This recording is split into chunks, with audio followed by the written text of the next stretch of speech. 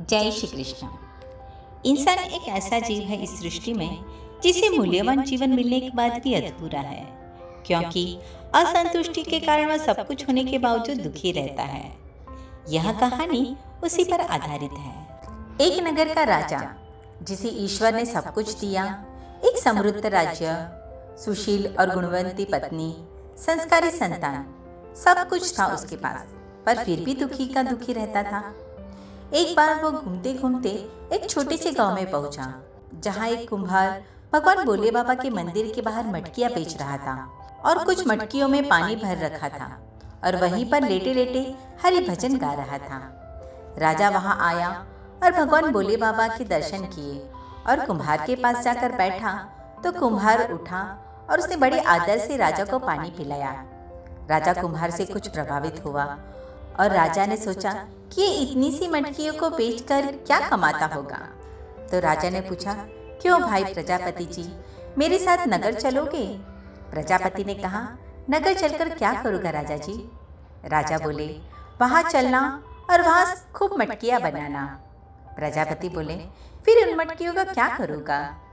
राजा बोले, अरे क्या करेगा, उन्हें बेचना, खूब पैसे आएंगे तुम्हारे पास। प्रजापति बोले, फिर क्या करूँगा उस पैसे का? राजा बोले, अरे पैसे क्या करेगा, अरे पैसा ही सब कुछ है। प्रजापति बोले, अच्छा राजन, अब आप मुझे ये बताइए कि उस पैसे से क्या करूँगा? राजा बोले, अरे फिर आराम से भगवान का भजन करना और फिर तुम आनंद में रहना। प्रजापति बोले, क्षमा करना हे राजन, पर आप मुझे ये बताइए कि अभी मैं क्या कर रहा हूँ, और हाँ, पूरी ईमानदारी से बताना। काफी सोच विचार किया राजा ने, और मानो इस सवाल ने राजा को झंझोड़ दिया। राजा बोले, हाँ प्रजापति जी, आप इस समय आराम से भगवान का भजन कर रहे हो और जहाँ तक मुझे दिख रहा है आप पूरे आनंद में हो। प्रजापति बोले, हाँ राजन, यही तो मैं आपसे कह रहा हूँ कि आनंद पैसे से प्राप्त नहीं किया जा सकता है।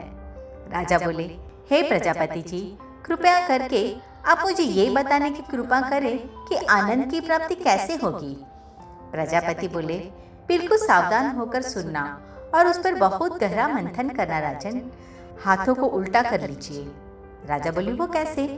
प्रजापति बोले, हे राजन, मांगो मत, देना सीखो, और यदि आपने देना सीख लिया तो समझ लेना आपने आनंद की राह पर कदम रख लिया। स्वार्थ को त्यागो, परमार्थ को चुनो। हे राजन, अधिकांश लोगों के दुख का सबसे बड़ा कारण यही है कि जो कुछ उसके पास है वो उसमें सुखी नहीं है, और बस जो नहीं है उसे पाने के चक्कर में दुखी रहता है। अरे भाई, जो है उसमें खुश रहना सीख लो, दुख अपने आप चला जाएगा, और जो नहीं है क्यों उसके चक्कर में दुखी रहते हो। इस कथा का सारांश यही है, आत्म संतोष से बड़ा कोई सुख नहीं है, और जिसके पास संतोष रूपी धन है वही सबसे बड़ा सुखी है, और वही आनंद में है, और सही मायने में वही राजा है। जय श्री कृष्ण।